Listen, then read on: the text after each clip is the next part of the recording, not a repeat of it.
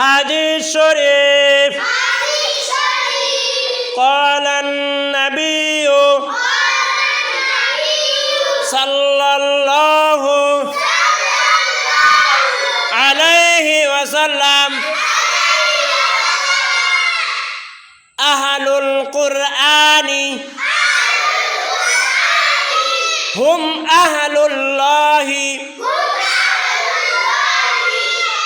وخاصته হাদিস শরীফের অর্থ নবী করিম সাল্লাল্লাহু আলাইহি ওয়াসাল্লাম বলিয়াছেন, আহলে কোরআনগণ আল্লাহ তাআলার পরিবারভুক্ত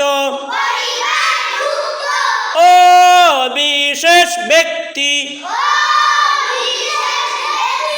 সুবহানাল্লাহি ওয়া বিহামদিহি সুবহানাকা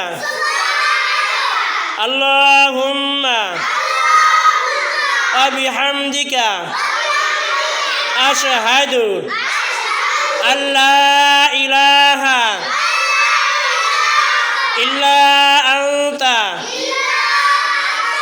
আস্তাগফিরুকা ওয়া আতুবু ইলাইক। আসসালামু আলাইকুম ওয়া রাহমাতুল্লাহ।